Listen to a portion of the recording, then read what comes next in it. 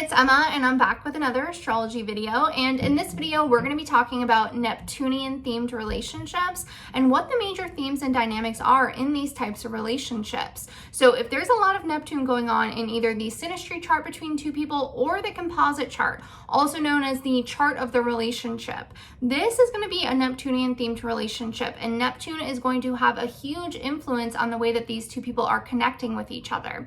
So I'm going to be going over both the easier aspects, so the trines and sextiles and how that would play out, and then mainly focusing though on the hard aspects, so the conjunctions, the squares, the oppositions, because this is when Neptune is going to have a strong hold on these people, and this is when we're going to see some of the more challenging themes and dynamics playing out in this type of relationship dynamic. But before we get into the video, make sure that you hit the subscribe and bell button if you're not subscribed already so you don't miss any of my videos. Make sure to give this video a thumbs up, and if you're interested in getting a chart reading with me, all of the links to my services are linked in the description box below as always.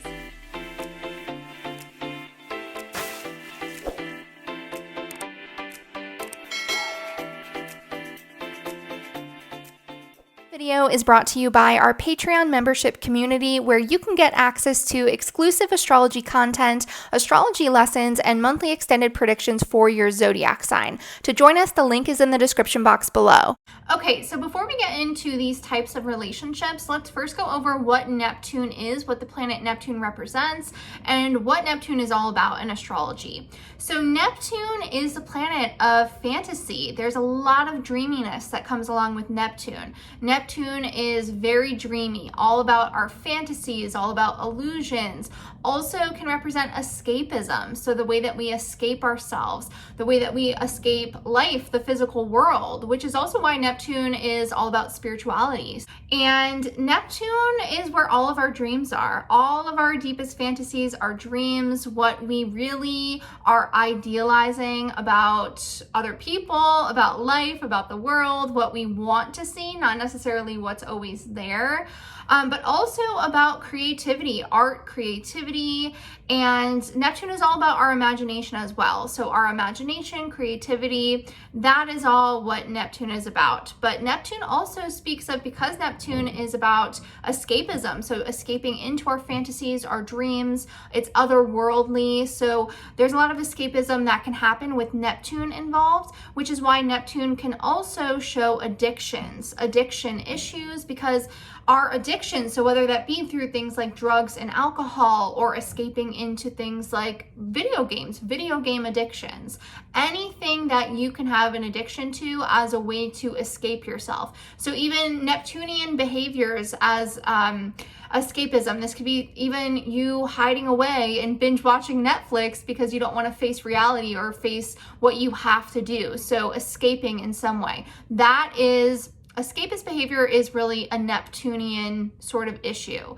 So in a positive manifestation, Neptune helps us to connect to things like spirituality, our belief in what we cannot physically see or feel, or what's not physically there. But so Neptune can help to enhance our spirituality or spiritual connection. Really great for art, creating art, enhancing our imagination, our creativity. But with Neptune really is about also escapism, fantasy, losing ourselves in what we become, really what we're idealizing, and a lot of projection as well comes with Neptune. So it is very easy to get lost in the energy of Neptune, and it's sort of known as the Neptunian fog, and wearing rose-colored glasses as well. Very Neptunian. So that is really what the energy of Neptune is all about. So when there's a lot of Neptune contacts between two people in either the Synastry chart or the Composite chart, this is going to feel really romantic. Whether it be the easier aspects, so the trines and sextiles, which are naturally more flowing, or the hard ones. Whether it's the easy ones or the hard ones, it's always going to feel romantic. Neptune is about our dreams, our fantasies. There's a lot of romance that comes along with Neptune. So idealizing the other person. So keeping that romance alive. So with the trines and sextiles, this is actually really good to see in a romantic relationship between two people, because it means that there's going to be a lot of romance. You're going to feel that romantic spark. for sure, when Neptune is involved. So Neptune, your Neptune to someone else's moon, or their Neptune to your Venus, any of those Neptune connections, especially with the moon and Venus, this is going to feel really, really romantic, and this is going to feel really good, and this can help to keep that romance alive in the relationship. But if you see a lot of hard Neptune contacts, so the squares, conjunctions, oppositions, so even one or two, but definitely if there's three or more, we can call this a Neptunian themed relationship, and this is where you need to be really careful. With the hard aspects, you need to be careful because, like I said, it's going to feel romantic. So right off the bat, it could feel like this person that you're meeting is your soulmate. This person could feel like everything that you ever wanted, and you could just see this person as your perfect person. There's going to be a lot of idealizing each other with hard Neptune contacts. So yes, it's going to feel very, very romantic. It's going to feel very good. It's likely going to be a almost love at first sight sort of connection where it's just instant romance, instant infatuation. So a lot of lust, a lot of infatuation, which easily can get confused with love. And it could feel like this is your perfect person, your perfect match, your soulmate. This is when, especially with the hard contacts, we start putting other people on a pedestal when we have these contacts with them. We start really fantasizing about them all the time. We start idealizing them, seeing them how we want to see them. So a lot of projection going on. And this is when we get into some Neptunian weirdness and people really get into Neptune types of relationships, are when people get into the twin flame thing where they feel like this person is their twin flame. I can guarantee you this is a Neptunian relationship, a connection. Hard Neptune is likely involved there, probably also with Pluto combined. So it's like this Neptunian illusion, fantasy, obsession. But this is what Neptune does. It puts us in this Neptunian fog where we just see this other person as the greatest thing that ever happened to us and the most perfect person in the world, and we don't see any faults and everything's perfect and we're falling really fast, really hard, and everything feels like everything that we could have ever asked for. So that's how it will feel at first. So likely these relationships happen really quick, really fast, and you are feeling like you're falling in love right away. But there comes a point where this Neptunian fog will wear off and has to wear off, and it becomes this point where you're going to be faced with the reality of who this person actually is, which they likely will not match up to the fantasy you created of them in your mind, because that was a fantasy. It was projection. You were projecting what you wanted to see in this person, who you wanted them to be, and you were falling in love with this fantasy. But then there comes a point where reality has to set in. You have to see each other for who you really are. And it's going to be hard for both of you to really live up to this fantasy that was built. So there usually comes a point with the hard Neptune aspects where there's a point of disappointment. So coming down from that high and waking up and realizing, okay, well, who is this person? Because this isn't who I thought that they were, but that's who they are. It just, you weren't seeing that at first because you were choosing not to, and you created this fantasy, and then the bubble has to burst and you're faced with the reality. So this is going to be different for everyone. This could take a few weeks, a few days, a few weeks, a few months, years. It'll be a little different, but usually comes a point where you're faced with reality. Well, it will come a point where you're faced with reality. Now, sometimes you could be okay with who they actually are, but there's this point where it's this come down and you're faced with reality more. And maybe you do actually fall in love with who they really are and the reality of them. Or there could be a lot of disappointment and you could not really like who they actually are at all. Now, you're more likely to get in these relationships if you have a lot of hard Neptune in your own birth chart, because we tend to end up subconsciously attracting the types of relationships where we have that energy in our own chart. It's almost like the challenges in our own chart, we subconsciously are gravitated to people who can help us sort out those challenges. So a lot of the time I see people who tend to get into these Neptunian relationships, they have hard Neptune in their own birth chart. So this could also show up as one of the people in this relationship doing a lot of this projection, fantasy, fantasizing about this other person, and maybe it's a sort of, it's not an actual relationship, it's one person who's infatuated, who's building this other person up, but maybe the other person's not interested at all, where it's just one person kind of falling in love with the fantasy they've built up of the other person. So it's like this unrequited love where it's just not a mutual thing going on. That can definitely happen. That is definitely more likely to happen if you have hard Neptune in your own chart. Now, these relationships also, a lot of the time, especially when there is this theme of several hard aspects in the Synastry chart, especially in the Composite chart, this can really a lot of the time show up as a victim-savior type of relationship, where one person is the victim, or like they are the weaker person. They're somehow in need of saving in some way.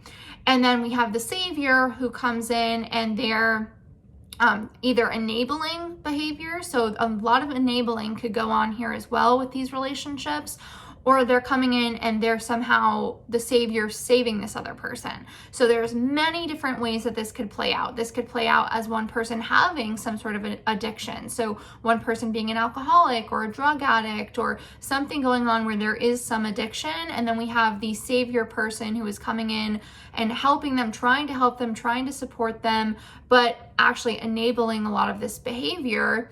But this isn't always addictions like drugs and alcohol. This could be a person just in a weaker position in general. They could have some mental health issues. So anxiety, bad depression, where they're really struggling and the other person is coming in and trying to just come in and help them and save them in some way. Or this could be something like one person is having financial problems and they're not able to support themselves, and then the other person is coming in as the savior. Or we could see someone who has a criminal history where it's hard for them to get a job or get a loan, get a house. So then the other person is coming in and sort of taking on all of that and helping them in those areas. So they're feeling kind of reliant on them. They're feeling reliant on them. And there's this dynamic going on where one person is the weaker person, one person is the person who is either enabling or supporting, trying to help this other person, but it's not balanced. So these usually are not completely balanced dynamics going on. So that is definitely something that we could see a lot of the time. And a lot of the time, usually subconsciously, the person who is coming in as the savior subconsciously likes being in this position because it makes them feel important. It makes them feel needed. It makes them feel wanted, but really needed. And it's almost like if they're feeling needed and important, it makes them feel like this other person is dependent on them in some way, so they can't leave them. A lot of the time, that's what can happen, even on a subconscious level. And a lot of codependency that usually happens in these relationships, being codependent. So either one person is feeling like they're codependent with the other person, but it's usually both people, because the person who's in the weaker position has become dependent on the other person, but then the person who comes in as a savior, they are dependent in a lot of ways on the other person's affection and attention and feeling needed, feeling like they are needed by this other person. So a lot of codependency that can also go on here as well with a lot of these hard aspects. And that's something to be careful of, because you could get in these relationships and just end up completely losing yourself, losing everything that you had in your life before, where you are just, everything is about this relationship, this other person, and maybe you start neglecting your friendships or your family members or interests outside of the relationship. It's just really easy for this dynamic between two people to become all-consuming, very codependent, and really not balanced or healthy. So with the trines and the sextiles, those are really good for keeping the romance alive, feeling that romantic attraction. Those feel really good. But with the hard ones, you really need to be careful of projection, not over idealizing this other person, putting them on a pedestal, not seeing them for who they really are. You're gonna have to really consciously see each other for who you actually are and be really careful of these issues of codependency or enabling or these just unhealthy, unbalanced sorts of dynamics going on. You have to be really, really conscious of that if you have several hard aspects going on here. So that is basically, though, the energy of Neptune and how this could show up when we see a lot of Neptune going on in the charts of two people. So whether that be the Synastry chart or the Composite chart, this is what we will typically see. So I hope that this helped you to understand these types of relationships a little bit better. If you're interested in getting a chart reading with me, the links to my services are in the description box below. Thank you so much for watching, and I hope to see you on my next video.